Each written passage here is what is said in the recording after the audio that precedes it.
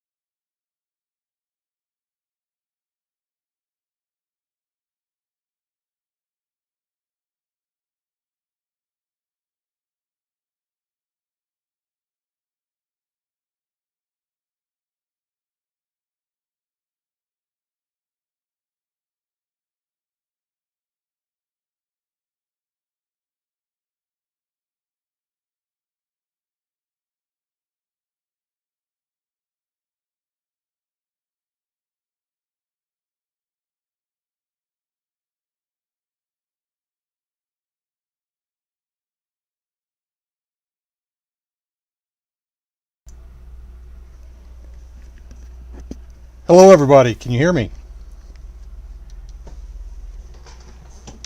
Welcome to our first Betmix live.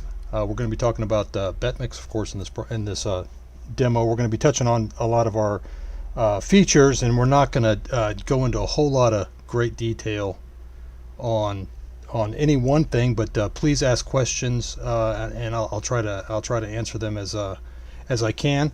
And we hope to do many more of these where we will get into greater detail on some of the more complicated offerings that we have, or some of the things that people have the most questions about. So I imagine some of you have kind of used Betmix before. I know I can see from some of the names that we've got some people on that are currently customers or have been in the past, and that's great. And we also have a lot of people that have never seen the product before, and we're going to kind of talk to them and kind of give you an overview of what we have here. So in a nutshell, Betmix is a handicapping tool. We've gotten a lot of questions in the past about, is it a pick service? Do you guys provide picks? And no, we really don't. So there are AI suggested picks within the product, but the main focus here has always been about providing tools to our customers that allow you to handicap the way you want to handicap, the way you want to allow you to manipulate the data, allow you to see things the way you want to see them. So we'll kind of jump into this right now, and we'll, when you come into Betmix, you're going to see a Betmix screen that looks like this, and kind of the main starting point for most people is Bird Dog, and this is a tool that kind of lets you do a lot of things, but this is where you would come in and select a race, and we'll kind of go through that. So first thing you do, obviously, is you pick a date and a track, and we'll pick Belmont, and I don't know what's coming up here. We'll say the 7th race, and this is going to load data for that race within this tool and allow you to see things and manipulate things in ways that you probably haven't done, certainly with paper handicapping, but in a lot of other software products. So you'll see this, and you'll see a lot of colors and numbers and things here, and it may look a little bit overwhelming at first, but it's all pretty simple. The main thing you want to keep your eye on here is this main screen here, where we're going to list all of the horses that are in this race, and down here you can see that there's a scratched horse. If you click on a horse, it'll pop up some information about the PPs. This is kind of a normal PP view that you would see if you're looking at the racing form or a track program. And you'll see information in here that should be pretty familiar. You got the name of the horse, you got the description of the horse, the birth date, the pedigree, the trainer, the jockey, the owner, some stats that you would see: lifetime, this track, this year, this distance, turf, etc., and then of course the past 10 races and most recent workouts. And one thing that you'll notice right off the bat that's kind of different than paper programs, DRF track programs, is that we color code these running lines, so it kind of jumps out at you right away where green is good and red is bad. So this horse, you can at a glance see where kind of how the running style of this horse would be in terms of where they're positioned throughout these past races. All of this stuff is fairly simple to understand. The only thing here that I would point out is a class rating that we use. It's kind of a proprietary way we look at races, and you'll see this throughout Betmix in a lot of different places. Our class rating is based not on just the type of race, so a $50,000 allowance race. Some people would say if you're coming out of a $50,000 allowance race and you're entering a $30,000 allowance race, well, you're dropping in class, and that's not always true. So what we've kind of figured out is it's best to look at the kinds of horses you were facing in that last race, how good they were, how fast they were, how much money they've earned, how well they finished. And so you can get a lot of races that don't on paper look like they were classier, but they actually were. So our class ratings are based on a lot of factors like that, and there's a number here, and kind of the base, the highest number you would see would be in the 100 range, and that's generally around Breeders' Cup Classic type horses. And at the low end, you would see some 20s and 30s for some maiden claimings at some bad tracks. When you look at the screen here, there's some information that pops up. You get days since last race, this column right here. So this tells you that number 4 is in red. It's been over 45 days since they've last raced. You'll see that. This is their last finish position. how many links they've been beaten over the last 3 races. So if we look at this horse here, it's 46 links over the last 3 races. If you come in here, you can see this horse was beaten 31, won by a length and a quarter, and beaten 14. So that'll total up to 46. Their speed rating in the last race, and this is relative. So what you got to keep in mind, so if you look at Awesome Alana right here, you can see the speed rating in the last race was 83. So that one gets 100. The top horse is always at 100, and everybody else is some percentage less than that. So you can sort all these columns as well. So this is telling you that these 2 horses would have had the same an 83, so they're both at 100, and everything else is whatever their score is a percentage of that top horse. The class difference here, that again we're looking at, a drop in class. That this is a difference of 1.46, so this race is a little bit easier for the 8. The last race, this class rating right here, 56.47 is today's class, and if you look at Baby Boss, for example, the last class rating that horse was in was 61.41, so this is the most significant class drop today would be on the 4. And then you have the morning line odds, and then you have the live odds. And the live odds are real time. When the race is when the betting is going on, you'll see the real time odds, live odds change. Over here on the left is a quick handicapping overview, and this is as you can see all these chiclets here. So there's a lot of ways you can look at this race, and so we have different mixes and algorithms that kind of look at all the data we have and get you a prediction. So the top 10. So this one right here, just to kind of touch on some of them. The top 10 looks at the top 10 factors for this type of race, which is a 6.5 furlong dirt claiming race at Belmont. It looks at those top 10 factors and it weights them in such a way that we end up with a prediction. So if I clicked the top 10 up here, I get this prediction 4631, 4631. You can see the same thing I get over here. If I come down and look at the factors, and we'll touch on those in a second, you can see how it's weighted these top factors. So the most important factor in this particular race type is win percentage, and then it's average late pace, off-track earnings, trainer current year, last race class, etc., etc. And this is how the program or the algorithm has weighted those factors.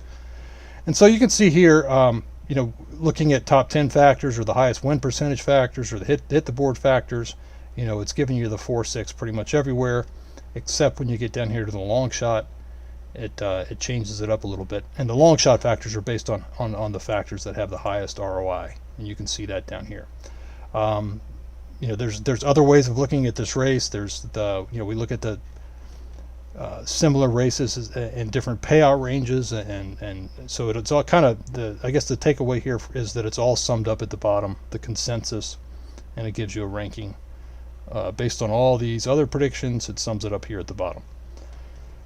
So let's talk about the factors real quick, and that's really the basis of everything we're doing here. So a handicapping factor is a thing like speed last race, or dirt pedigree rating, or trainer 1 year win percentage, or jockey current year, and we have 55, I believe, different factors. So when you look at these factor statistics, you see all of the factors in this box here, and they're ranked from best to worst, and how they're ranked is based on these the data that we have over here. So if we look at the top ranked factor, which is win percentage, and we see this column over here that says win percentage, this particular factor, horses ranked first in win percentage have won 26% of the previous races. Now you look down here and you say, well, how could that be the top factor when this factor over here is predicted 32% of the winners? Well, it's based on not only the win percentage, but the place percentage, the show percentage, the accuracy, the win ROI, which is very high for this particular factor, the place ROI, the show ROI, and on and on and on. And there's a lot of information here. This is the top, what percentage of the time does one of the top 4 horses within this factor win? What is this horse's advantage within that particular factor? What percentage of the time does one of the top 2 horses win? One of the top 3, and so on and so forth. There's a lot of information here, and if you have some questions about what that is, there's a what is bird dog button up here, and you click on that, and it will detail all of those different items for you. that should have opened in a different window, but we'll go back to where we were.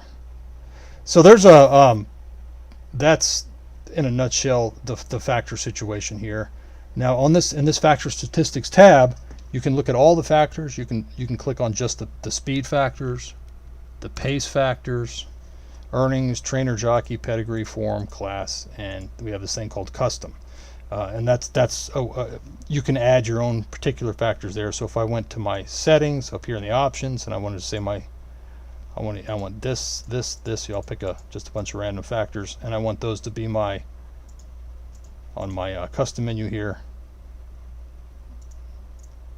I'll save those settings, and then you can see that now that the ones I had checked over there, those are the only ones that appear over here. So if you kind of want to eliminate some of the noise, you don't want to look at pedigree, you don't want to look at all weather earnings or whatever it may be, you can build your own custom tab with just the factors that you selected.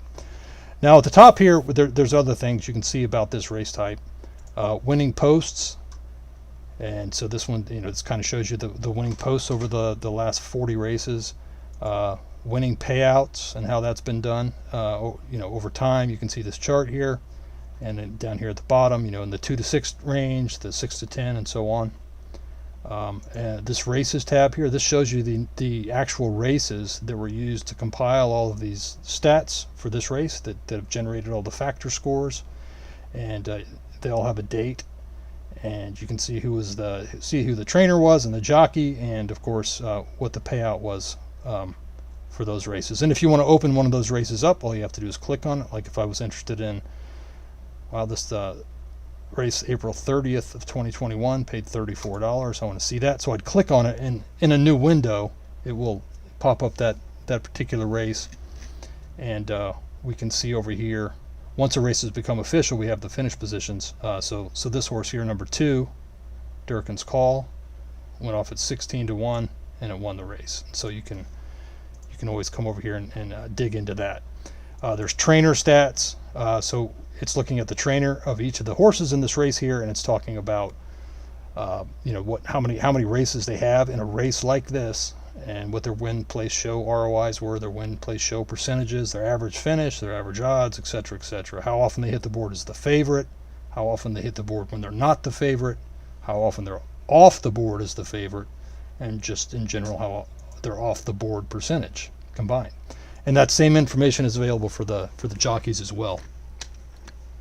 So there's a lot to dig into there, a lot of information.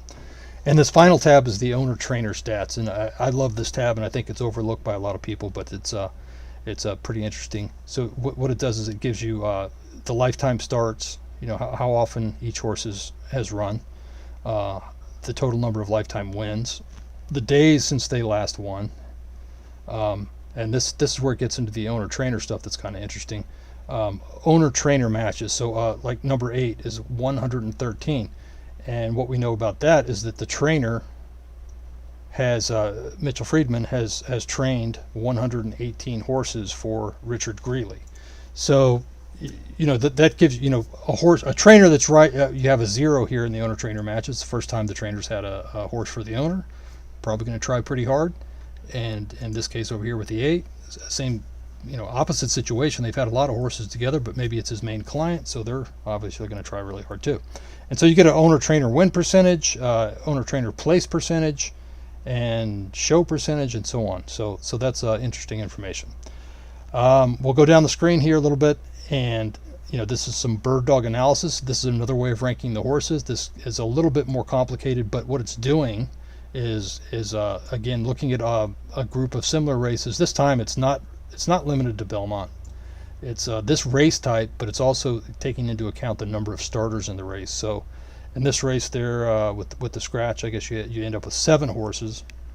And what we have here is statistics about in a 7-horse, 6.5 dirt claiming race across the country. You can see each one of these factors as you mouse over it. Like average speed last 3, the top ranked horse wins 35% of the time, the second 20.4, and on down the line here.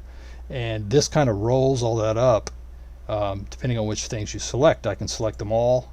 I can select just the ones that have a 20% high or higher win percent rate, or I can deselect them. So you get a lot of information here, but it's a very accurate predictive model as well.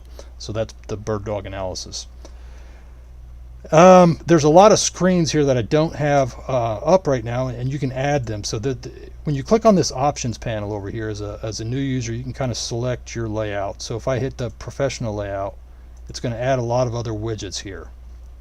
And some of these, you know, you can click them and drag them around where you know, let's say I want the, you know, I want bird dog analysis up here. And so it's, you know, you can change the screen as you see fit. It's got some stuff with pacecast. Let me go ahead and move this back down out of the way. So pacecast is kind of an animated look at how the computer thinks this race should be run based on the pace ratings and the speed ratings of these horses. So if I hit play, you're going to see that based on E1, the 4 is going to jump out, and then once you get to kind of the middle part of the race, he's very strong in E2 as well. And once you get to the late pace, you know, the 4 should be able to carry it all the way through. This is a pretty big gap, and of course this horse is a big favorite, so that's not a surprise. Another thing that we'll look at here as I have the screen open, we'll look at this analyze button. Oops. So now what it's doing again is going out and pulling a lot of data on these horses. It's giving you some of the information about the horse, this group of horses over the last 2 years and how they've run, and a bunch of different factors about that, or stats. And same thing for the horse in this particular race type.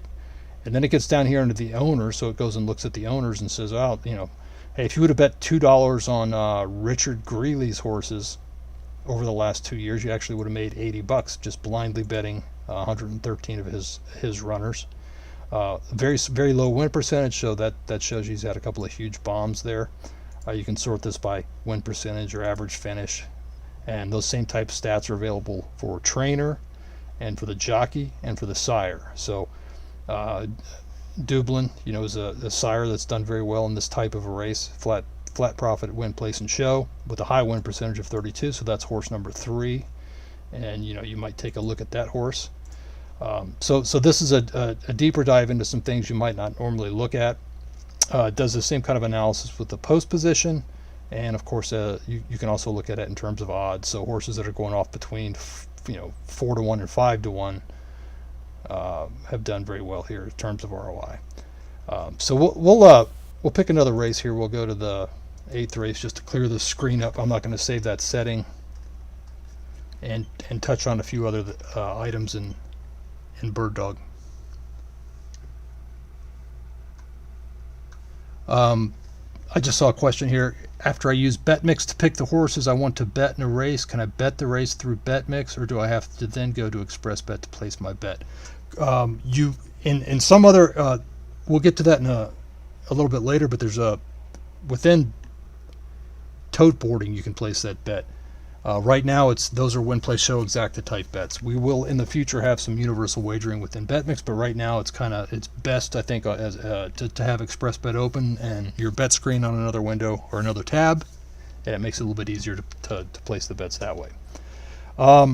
So we'll touch on some of these other buttons at the top here, and then we'll kind of move on. There's so much to go over. So Tote Boarding we'll do last. So speed, this is a button. If you click on it, you know, speed wins. Everybody kind of focuses on speed, and this looks at all the different speed factors we have and kind of analyzes horses based on, you know, being ranked first in average speed last 3.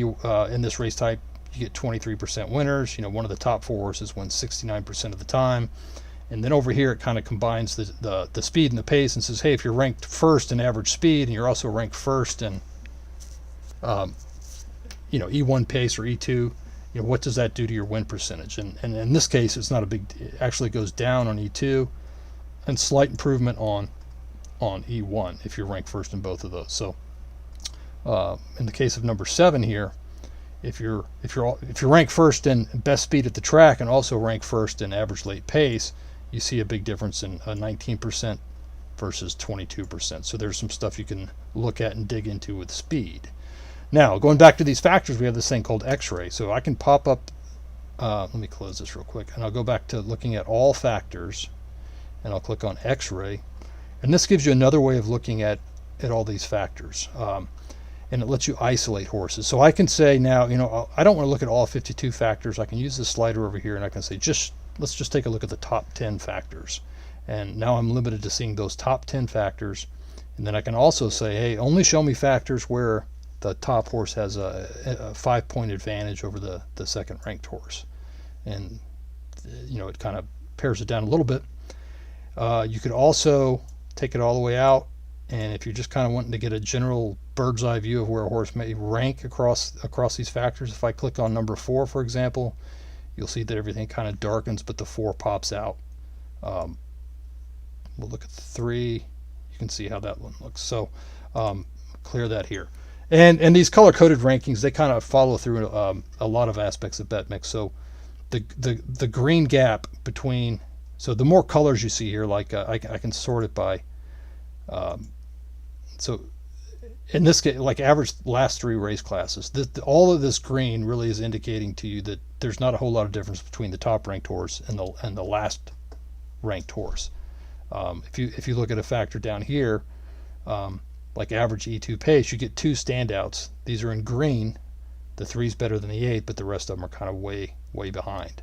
So this is a kind of a pretty simple way of diving into where there are factors that are competitive, and by that I mean horses are closely ranked, and factors where you have a couple of standouts, big advantages down here.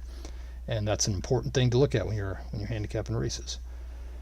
Well, some of these tools at the top are okay. We'll start with Eliminator, and this is a great way for you to kind of learn about factors and how important they are, and how horses can be eliminated for not being highly ranked within a factor. So what this does, it's a simple tool and this is a great way for new users just to get the hang of this. There's not a lot to it. You slide this button back and forth. That's all you got to do. And what this is telling you is right now we're looking at 0 factors. If I slide it a little bit over here to the right, it gives me the top factors, which was percentage of horses beaten. And that's a factor that means, what percentage of the horses you've faced in the last 5 races have you actually beaten. So that's the top ranked factor in this particular race. And the second ranked factor is in the money percent, and so on and so forth. And as you can see, as I'm moving this to the right, some of these horses down here are getting a X. And so this is like a 3 strikes and you're out. So looking at the top factor, these 3 horses here get an X, and that means that they don't fall within the range that 90% of previous winners of this race type have been in. So if you're way outside of that range, then you're going to get a strike. And as you start moving this over and you hit, the first horse eliminated on 3 strikes is the 2 horse. And you can keep going and keep going. And, we're going all the way to the end here, and you have 2 of them left. So these 2 horses are not eliminated. And, this one has 2 strikes and this one has 8. So that means that they're within the range that 90% of other horses, previous winners have been in every single factor. So that's a quick way to look at contenders and non-contenders. And what this, you'll see this warning pop up here at 26 on this particular race. That means that you're looking at the top 26 factors. If you go beyond 25, you're getting a little bit too picky, and you might actually kick out the winner if you have to go that deep. So if we put it on the optimal setting, which would be no more than 25, you're left with 2 contenders. So that's Eliminator. Tackle box is a little bit more complicated. This is a tool that lets you pick a couple of up to 3 factors, and then based on how a horse is ranked within those 3 factors, it comes back and gives you a lot of information about their win percentage. Horses that are ranked just like this, how have they done? What's their typical odds? What's their ROI been? So you can use this to compare horses with similar rankings across a few different factors. The other one is rangefinder. This goes out and looks, and it pulls up a horse, and it says, gives you information. Well, it hasn't won in 559 days. It's been 196 days since it's hit the board. It's been in 28 races. It's won 5. And so what it does is it goes out and looks at the last race that the horse has won, and it says, well, how many factors today is it ranked similarly to the last race it won? And this it's interesting here that this 7 horse is 37 factors of his last race are the same as today in terms of, like, within the top 2 or 3 or 4, whatever the ranking was. And so that gives you an indication of, based on the last time they won, are they competitively ranked today or not? So this is a pretty cool tool. It gives you another way of looking at the horses and how they were ranked when they actually did win. And now we'll take a quick look at tote boarding, which is kind of a interesting tool and takes a lot of new information in terms of looking at the money. So we'll have another live video on this. We could talk for 2 hours about tote boarding, but we'll click on tote boarding and that launches it here.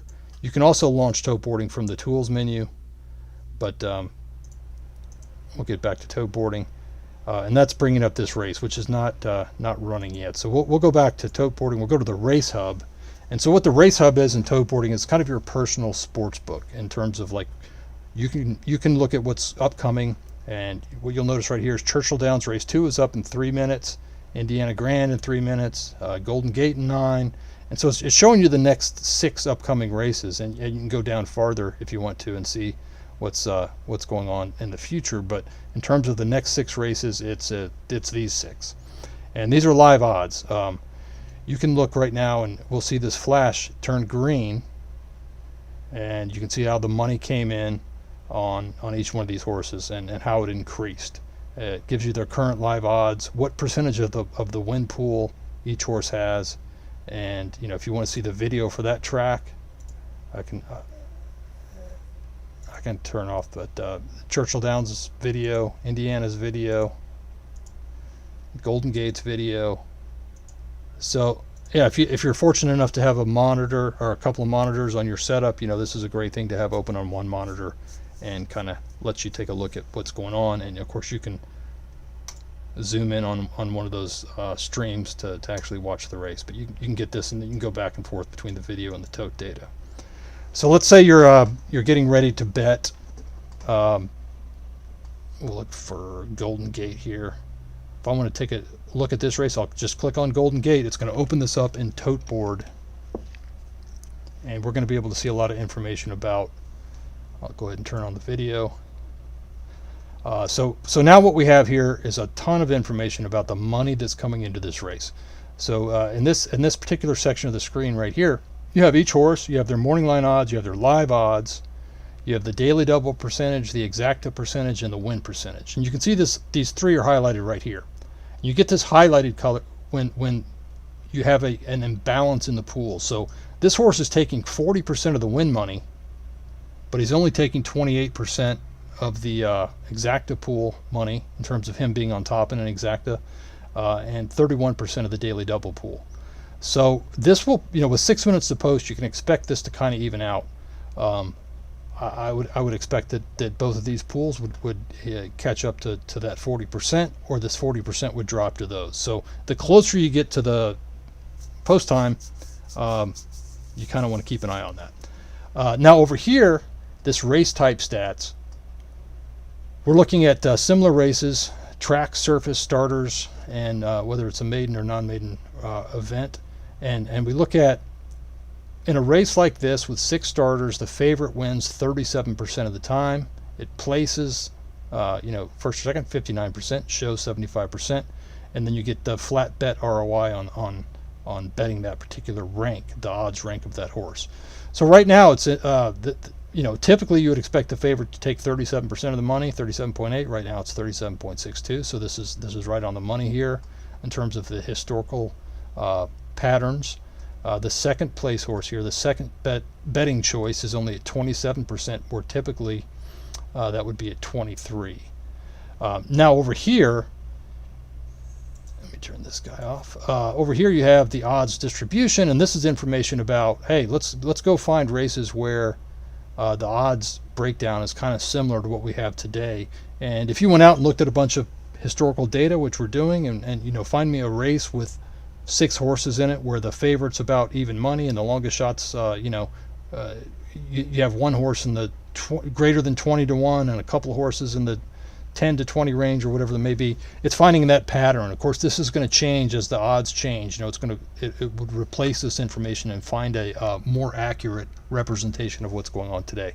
And that gives you the breakdown here that, when you have a race like this with this kind of an odds distribution, the winner only wins 32.8% of the time. So you have a disparity here in terms of the actual bet total and what the historical likelihood of a race like this actually shaking out to be. So that's the information that you can get up there. Now the real meat and potatoes here is in betting these races, and you're betting this through Express Bet. So when you log into Betmix and you have an Express Bet account, it's linked up to that, and it's going to allow you to make some wagers. So what we're looking at right here on the left hand side is what we call the exacta totem. If you are familiar with the exacta matrix that you would see at the track, where you have a kind of a XY axis, and you're seeing the 1 with the 2 and the 2 with the 4 and so on and so forth, and what those payouts are. This is we're showing you that real time here, but we've kind of exploded it to show you every combination, and by default it's ranked by what the $1 will pay will be for this race. So right now the 3-5 is paying $5.30, and we're saying that it has a 17.68% probability of happening, and that's based on the win and place odds, or the win odds of each of these horses in the race. And then what you get over here is a value, and you can see that just changed. As this price drops, based on the probability of this happening, the value is going to go up or down. So something that's fair value would be exactly 1. Something that's a terrible value, we'll see what right here, and it's usually the long shot combos right here. This 4-6 combination with a 6 to 1 shot over a 42 to 1 shot is currently paying $91. That's way out of line. It should be paying, since this is saying it's about 20% of what it should be paying, and so it should be paying about $450. This is a bad bet, and that it may change, it may not change. If you look at the best value in the race, right now it's the 1-3. It's paying about 67% more than it should based on these odds. So you can play exacta combinations based on value. You can play them based on probability. There's a lot of things you can do here. So let's say that we'll sort this again. Now we're looking at it by will pay, lowest paying combination on the top, and the probability. And so I can click and drag, and I can highlight these combinations that I want to play. And so most people, you go to the track, you like 3 or 4 horses, you just walk up to the window, say, give me a $3, a 4-horse exacta box or a 3-horse exacta box. And the problem with that, of course, is you're putting the same amount of money on each one of those combinations, which is not the smartest way to play. And it's also difficult to go up there and shout out 15 different combinations, and if you're doing this online, it's a little bit easier, but you can always make a mistake. So this is a very simple way to get in. Like if I wanted to bet all of these combinations up here, I've got them all selected. I see that over here, and this exacta summary over here is telling me that I have 13 out of 30 possible combinations covered, and based on the probabilities of those coming in, I have a 43% chance of hitting the exacta. Now my payout range is between, my low end is $5.90 and my high is $25.70. So my total bet down here is $13. That's a $1 bet on each one of these. And of course, looking at my payout ranges, I'm going to lose money on these $6 combinations. So what I want to do, we have this wager wizard over here. If I want to make sure that the worst case scenario is that I break even, I can hit this run wager wizard, and it says, sorry, we're not going to be able to find a combination because you have an 86% chance of hitting this race. You've got 43% of all the combinations covered. So let me remove some of those. I'll go down and I'll take these top 5 combinations. I have a 49%, a little bit over 49% chance of hitting this, although I only have 16% of the combinations covered. And let me try it again. Let me add another combination here.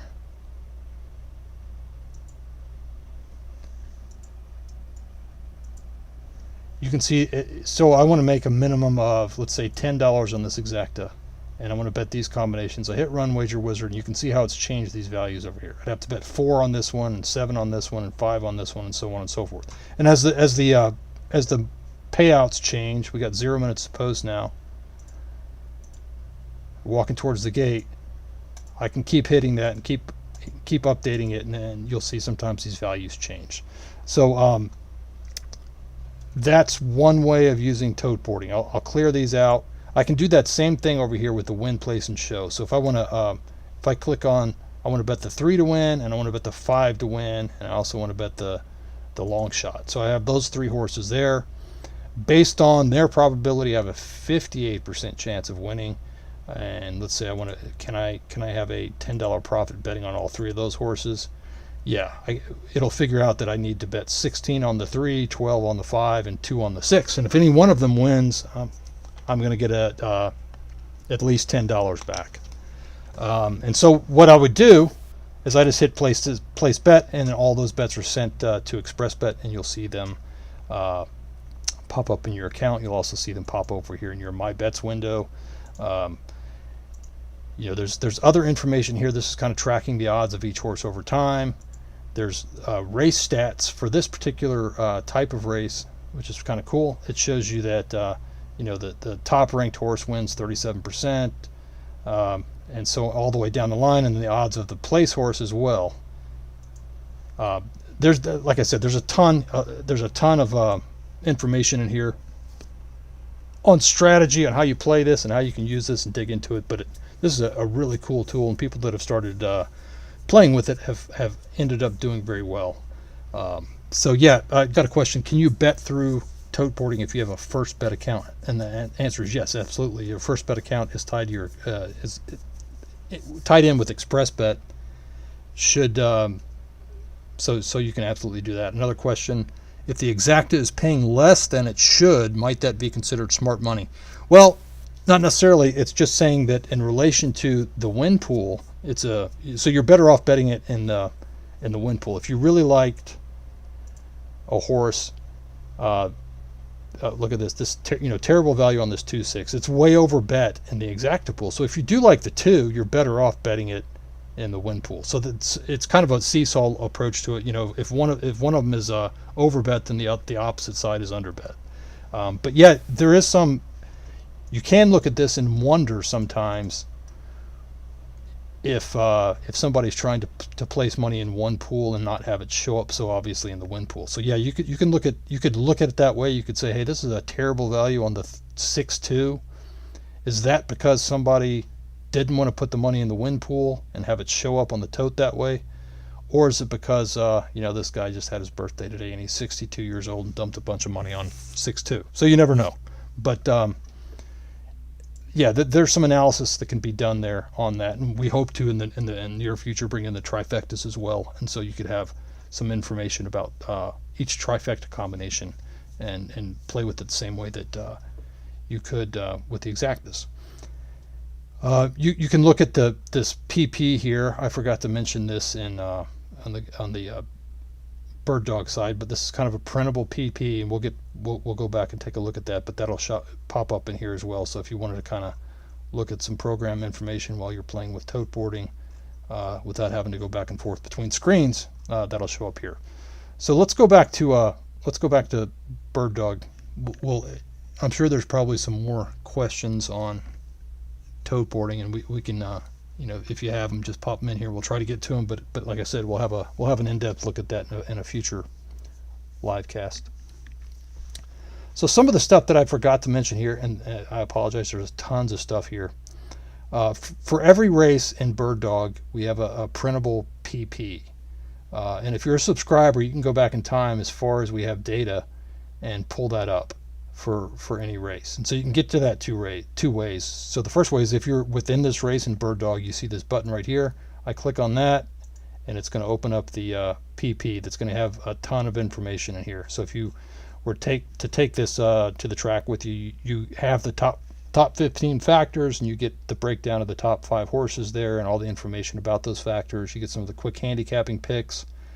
You got the who beat who, so when they've raced against each other in the past, how did that work out? information about the winning posts, information about how often favorites win, what the average win payout is, the average exacta, etc. And then you know when you look at each individual horse, it tells you get their running lines, and of course it tells you you know which factors they were ranked first in. So this one horse was ranked first in 11 of 52 factors, and it details which ones those are. So that's a great thing. You can also go to tools, and then you can go to past performances, and I can select any date in history. If I wanted to go back to Derby Day, for example, I can look at all of the Churchill races and pick each one of those individually, or I can click all, and it would download that PDF for the entire race card for that day.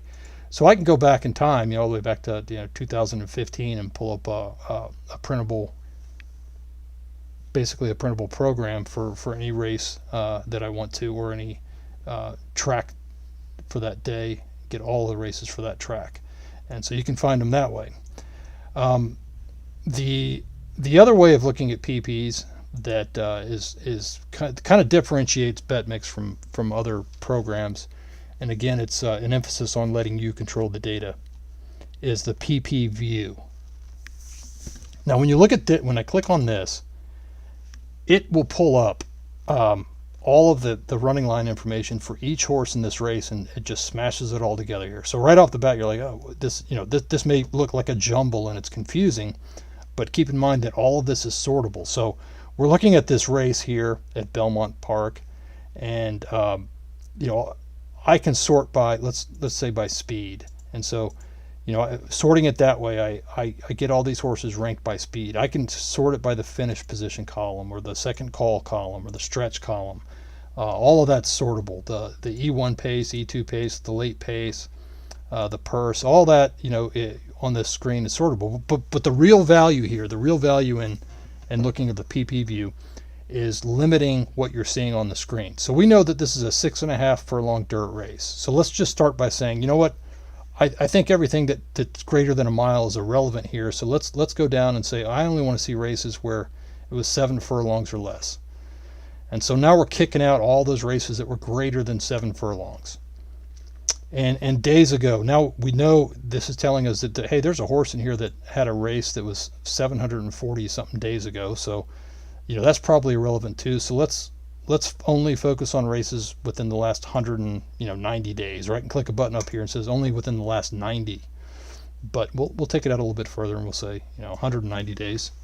So now we're looking at races just within the last 190 days, and have information about those races are on the bottom of the screen here. And this is a dirt race, so we don't want turf. We'll just say dirt, and all of this stuff is sortable and filterable. So you can say, let's I don't want to, if a horse finished 10th or 11th, I don't want to look at it. So let's just focus on finish top 4. And now you're down to here with only these races that qualify. And let's make sure that only horses that were beaten by less than 8 lengths, something like that. We'll put that in there. And now you're looking at a smaller group of races that are more representative of what's going on today. And over this column over here, you see these check marks. And what's that? That's a good question. It is the average. So when you look at the speed and the pace and the class, and you look at you get a check mark if your numbers are above the average for the information that is shown here. Here's a question: is there a way to zero in on horses running today with specific stats, like ran second or third in the last race? Yeah, so you can do that really easy. So if I reset this, it's going to go back to the original screen. If I want to find horses that finished second or third in their last race, so I could limit this, only show me the last race, and only show me so last finish position. So horses that finished second and third only. So here, based on their last race, you only get these 2 horses that finished second or third. If I wanted to take that out a little bit farther, we'll say within their last 3 races, you could do that. Now there's some interesting handicapping approaches that you can take here in terms of saying, I think in form cycles, I only want to look at their last 3 to 4 races back. And then from that, who ran fastest 3 to 4 races ago? And it would be the 3 horse. In fact, the 3 horses run the the two fastest races his last third or fourth, and maybe now he's coming back into a cycle. So you can do that kind of analysis here as well.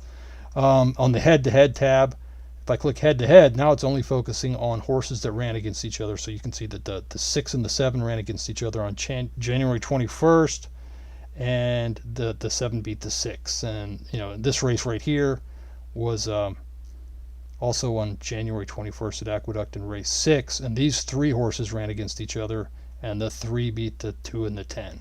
So there's a lot of insight when you pull up races that they had in common. You can dig it out that way.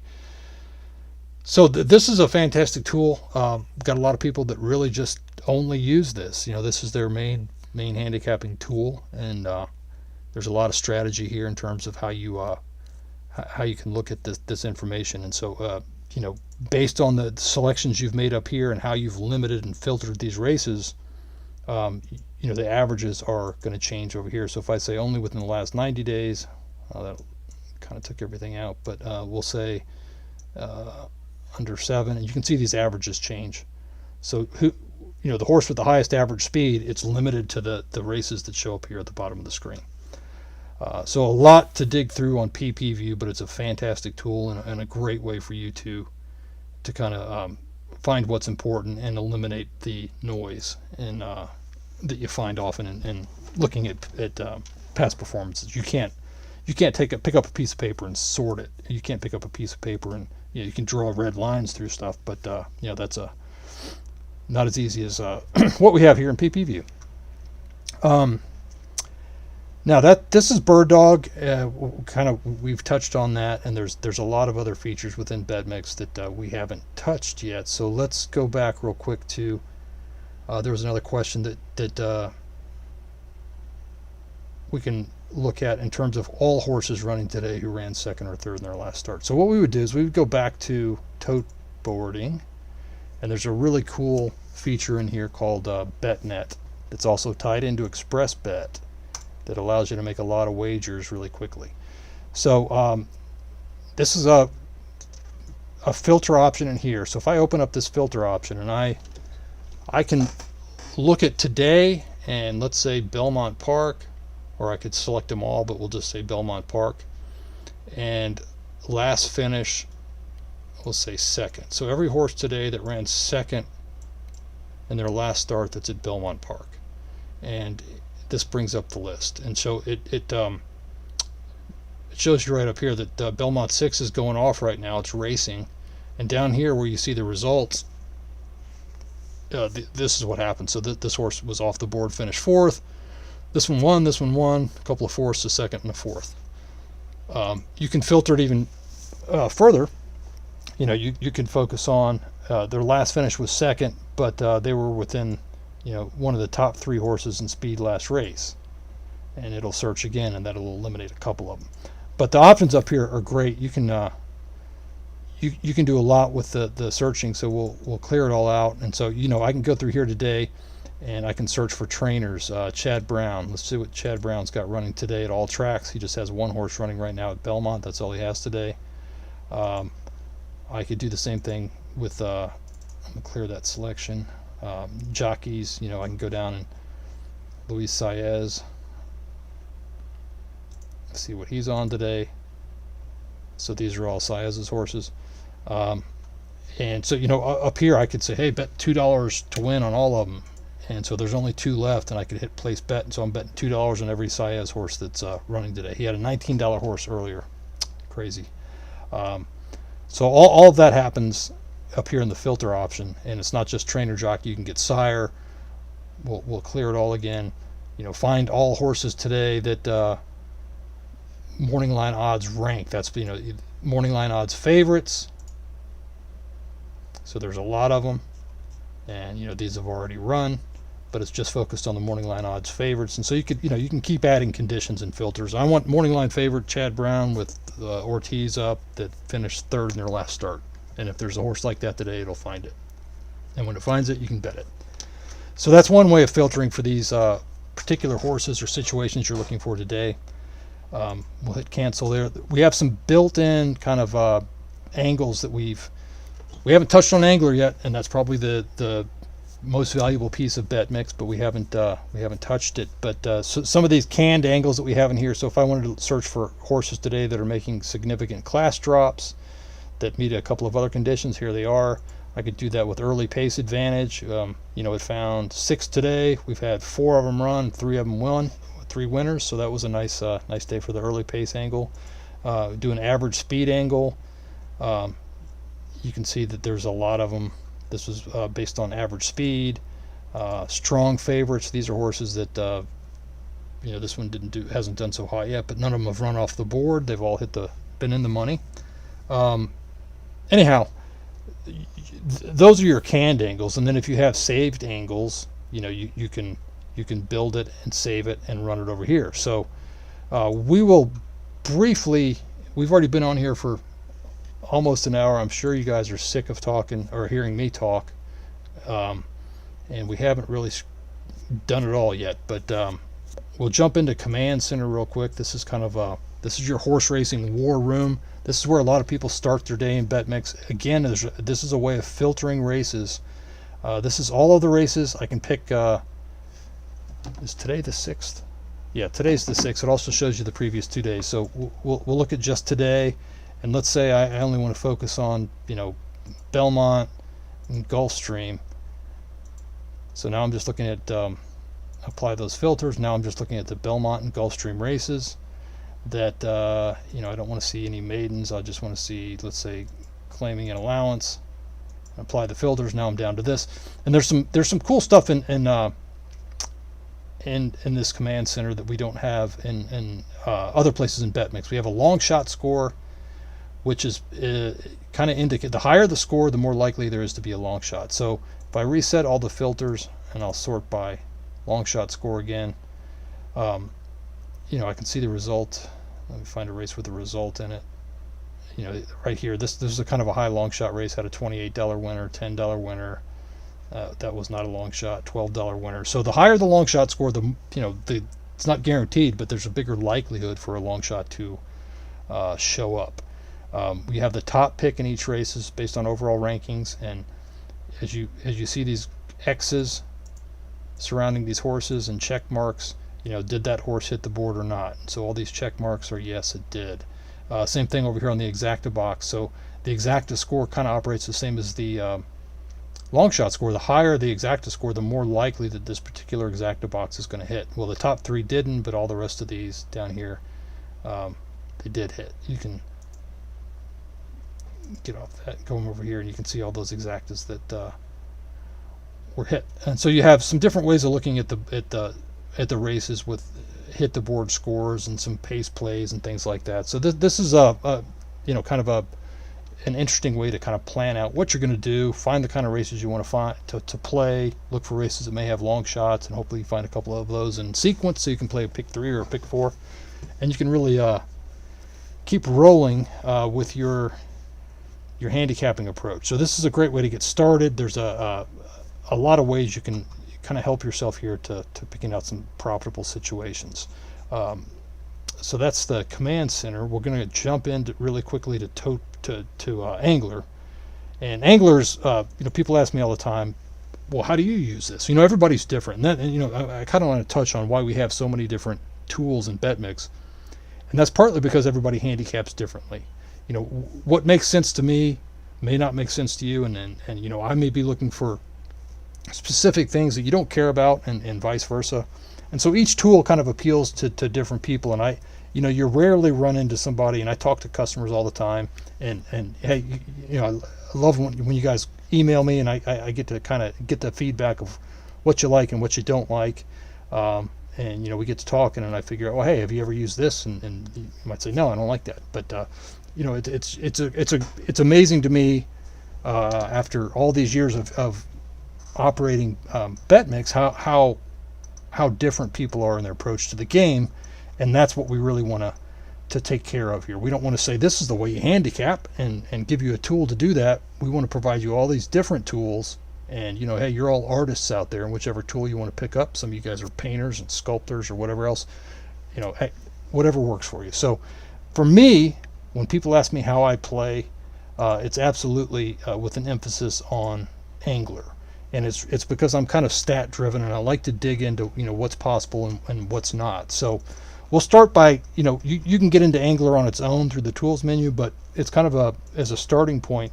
Let's say I go to Belmont, and we'll pick this 8th race, this turf claiming race here, and we'll bring it up in Bird Dog first, and there's a button that says open an angler,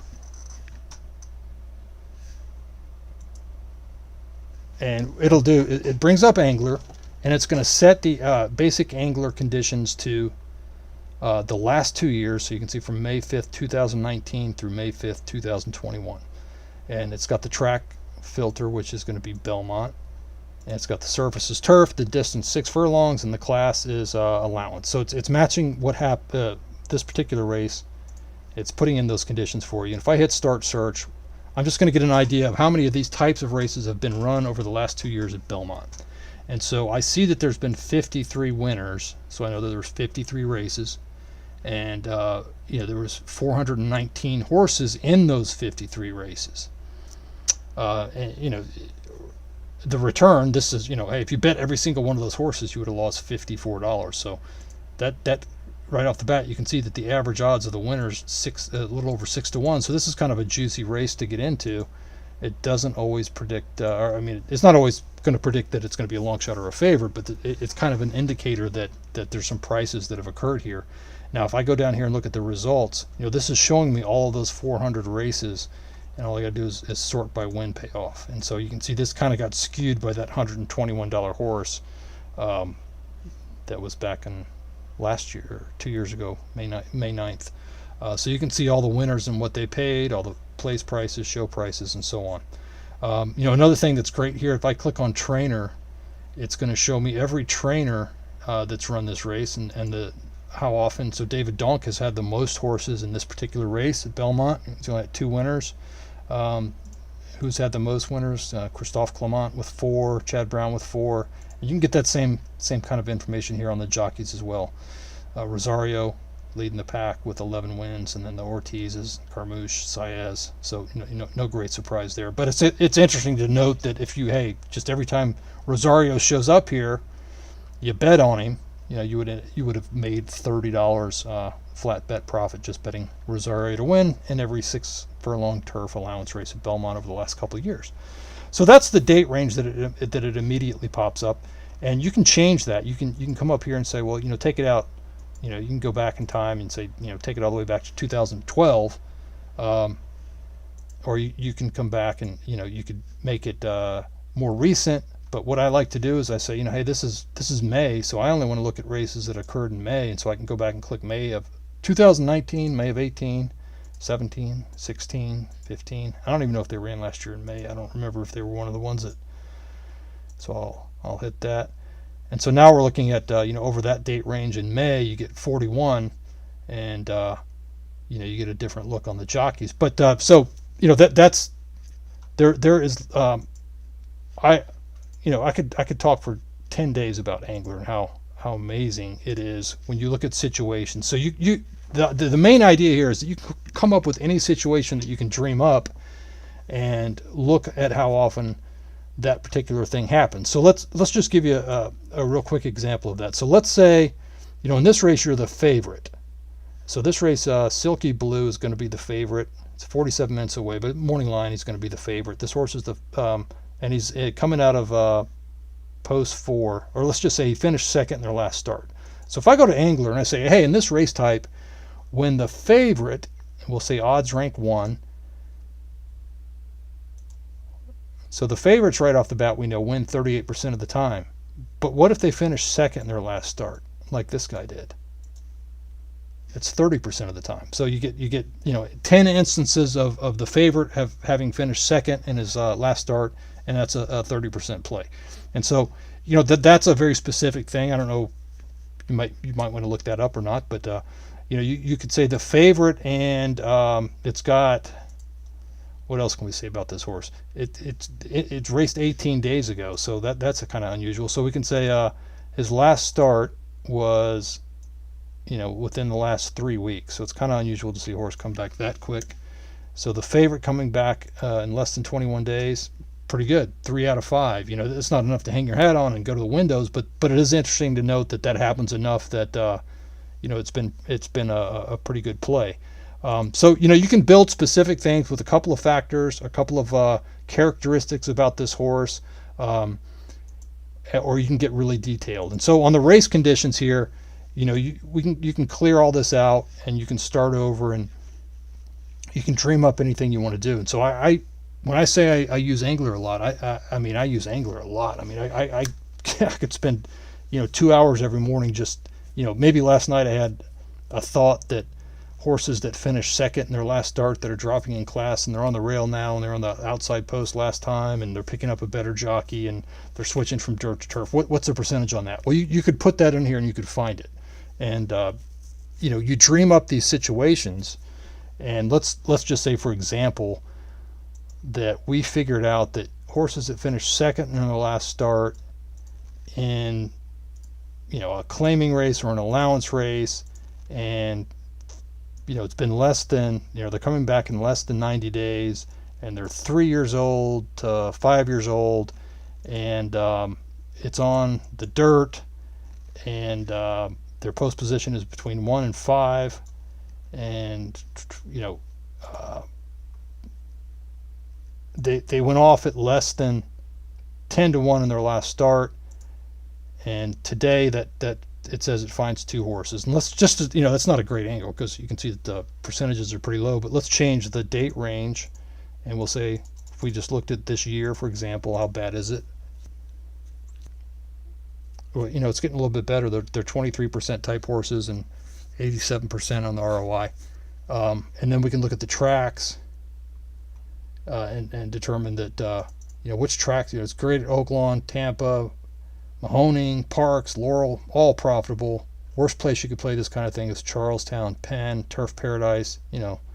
So it doesn't work there, but it works here. And so you could limit it to those tracks. And, you know, let's save this angle and we'll call it demo test. And I'd save it.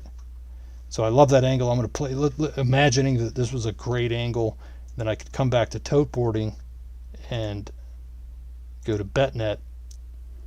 And here's my angle popped up I just created. And then I hit run angles. And it finds that all of these horses today matched those conditions. Now that was a bad fake angle. But when you go through this and you have 50 or 100 angles that get really specific on things that you want to see, you know, Chad Brown with this jockey, Pletcher going from here to there, and you know, you can really get detailed. Like the last track is Gulfstream and the next starts at Belmont. You dream it up, you can find it. If it's a great play, you save it, and when you save it, you pop it into Betnet.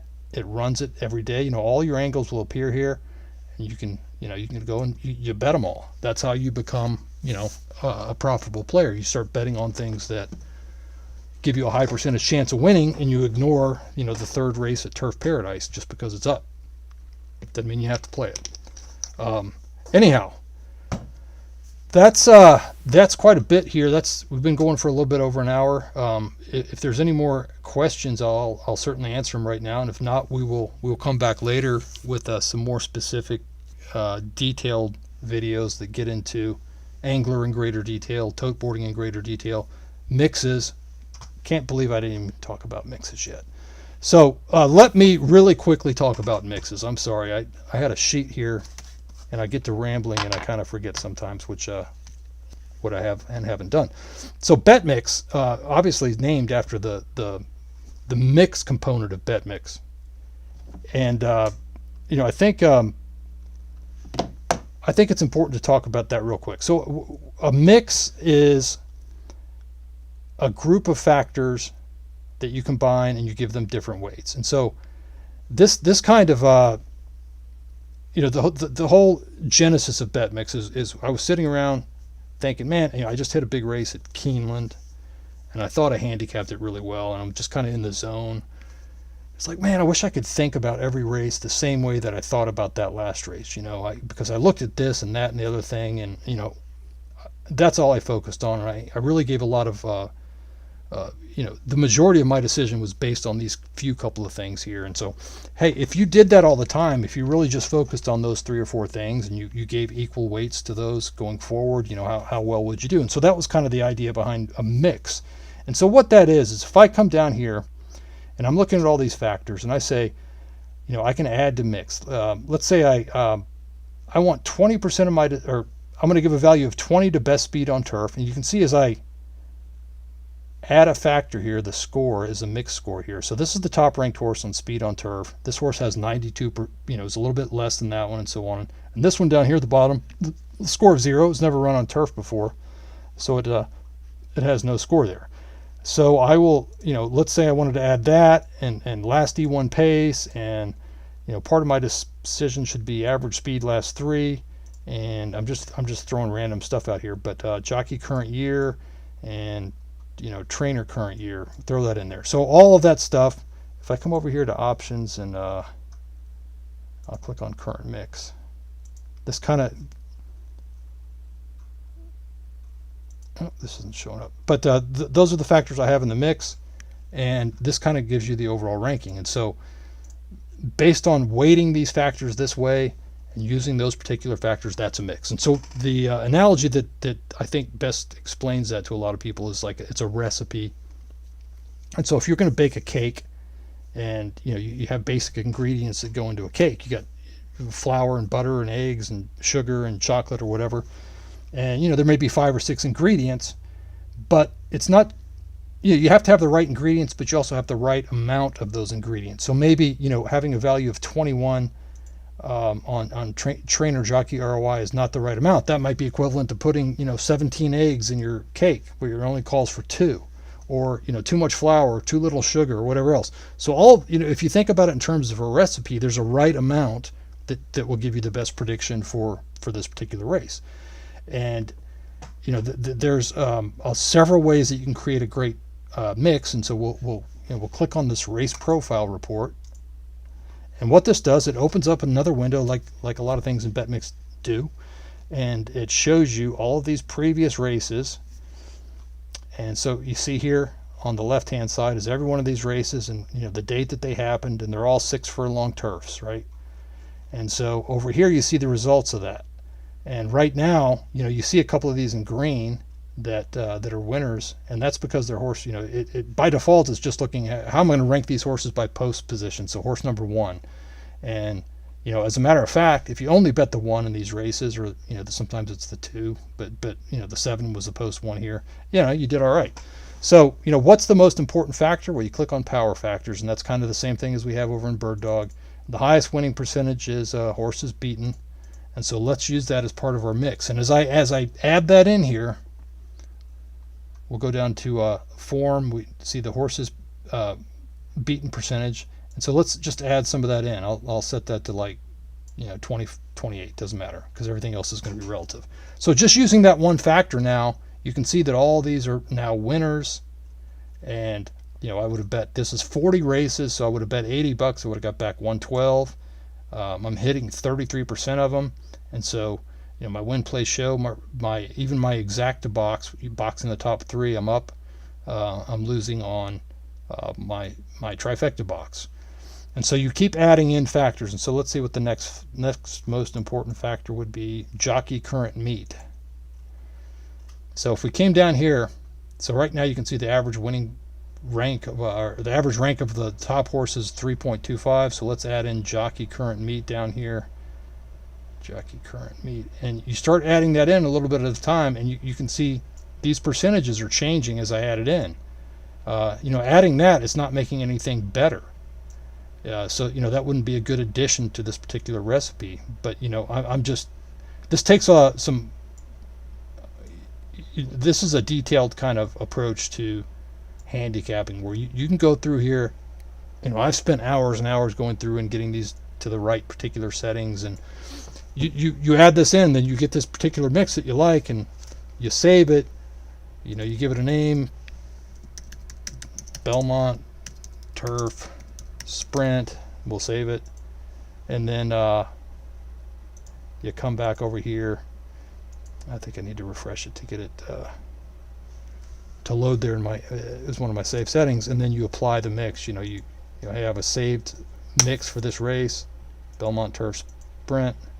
You click on it, and it gives you the score. So, that's mix making, and again, that's another discussion. But those are the highlights. And now we'll see if we've got some questions here. What comes off? What happens to the data when a race comes off the turf? Great question. So this is a this is a turf race at Belmont, and so we have the settings button down here. And so right now, all of these factors are based on similar races, and so by default, we're looking at 40 historical races. You can, as a user, you can come in here and say, I think that's too many. I only want to look at the last 10. Or you think that's not enough. I want to go out to 200. So we kind of 40 is the sweet spot. So we'll leave it at that. But let's say that this race has come off the turf. Now we're gonna you would come in here and you'd say, no, it's no longer turf. We're gonna say just dirt. And then I'll hit load, and these stats are going to change. So the top factor was best speed on turf. So if it's a 6 furlong dirt allowance now, it's no longer turf. The top factor becomes average best 2 of the last 3 speeds. So now this is it's a turf to dirt race, and it's possible, of course, that a lot of times it goes from a mile and 16 to a mile, or a mile and 8 to a mile and 16. So you can change all that here. You can say, I want the track condition to be only fast, or I want it to be soft or sloppy or whatever. Number of races you can change. The distance you can change. You can make that a range if you want. If you're not getting enough results, you might take it out. You can change the distance. This is an allowance race, but you could say, also add in a grade 3 race, or whatever. You can do that, but another key feature here is for an apples to apples comparison, I think it's very important to look at the number of starters. And with 7 horses, that's kind of the same as 8, but it's not the same as 12, and it's certainly not the same as 5. So if you want to limit this to races where there were 7 or 8 starters, you could do that. So now it's only going to look at these past races that match the condition of having 7 or 8 starters, and it'll pop up here with those stats. And it changes. Now it's average the last 3 turn times, so that's interesting. But and then again, you can always look at these races here, and it finds those. You can look at those races that have matched. So that's how you change it from dirt to turf, or you can change any of the other conditions that you have. Let's see, what are some other questions? What about owners? Can you filter on them in any way? Yep, absolutely. Again, through Angler, that's the easiest way to do it. You go into Angler.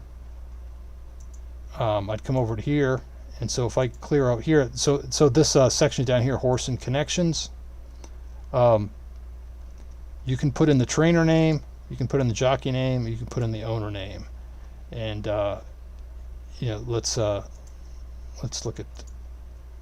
We'll do this silky blue. So this is Colts Neck Stables. So I'll copy that here, come over to Angler, put in the owner, and hit start search. And then they've got one in today, which is the one we just found. But let's say you're interested in that particular ownership group for the entire year. We'll go back to December of last year. You get, man, not a great span for these guys, 1 of 24. But if we take it out to 2018, look at it that way. Okay, they've had 64 winners and 385 starts. And then you get all this information about Colts Neck here. So now Colts Neck horses at where? Where do they do the best? Monmouth, Belmont, and Aqueduct. Not so hot at Laurel. Which trainers? Do these guys always use the same trainer? This is their guy right here. Duarte, 352 of the starts have been with him, and you could look at it with jockeys. So you can really build profiles with owners, trainers, jockeys, and combinations of those. So, who's their highest win percent? Manny Franco, So these guys with Manny Franco, you could build an angle around that. Whenever Colts Neck has Franco up, and you can take this further, you hit analyze winners. We didn't get into that with Angler, but that's the really important part of this, is looking at those particular horses, those 64 horses that they have that won, and it's going to find out what's the common things about those horses. Don't know why this is taking so long. Usually it doesn't take this long. All right, so the most of those 64 winners, you look at things like trainer current meet. So if the trainer is the top guy at the meet, they do really well. When it's average E2, it's those kinds of things. So I think this is the horse characteristic. So I don't think that's really going to correlate with that particular owner. But I think when you're looking for owners, you want to look at things like owners with trainers and owners with jockeys and owners at specific tracks. You can do all that kind of stuff. Let's see. Can we review the tote board from the Kentucky Derby? Yeah, you can go back and tote boarding. The best way to do that again, if I come into Bird Dog and I go back to May 1st and Belmont Churchill race 12. You can pull up a past race in tote boarding. So we'll bring that up.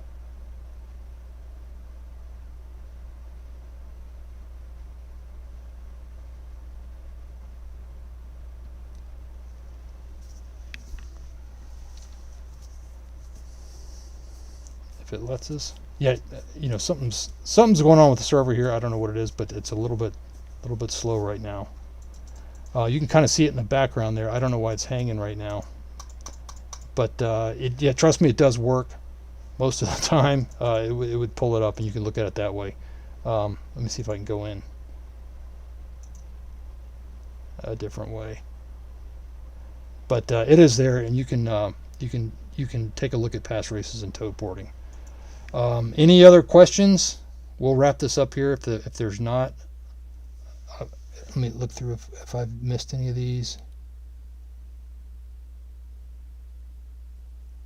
All right, going once, going twice. If there's nothing else, we'll wrap it up. I do want to mention, in appreciation for you guys showing up, the guys over at ExpressBet are going to send you an email and give you a deposit match. And so if you make your deposit between, I think, May 11th and May 16th, for new customers, and is also going to be, I think, extended to current Betmix customers as well. So look for an email that details all that for you. So there'll be a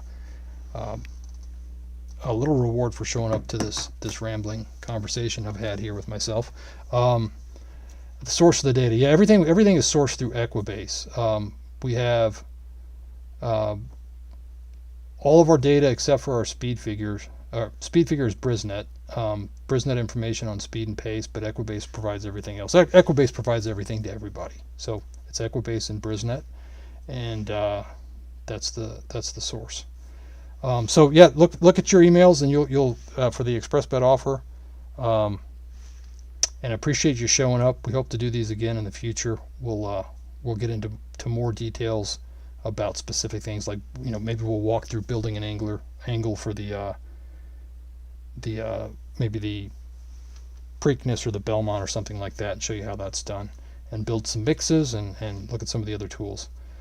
So anyhow, that's it. Again, thanks for coming, guys. I appreciate it.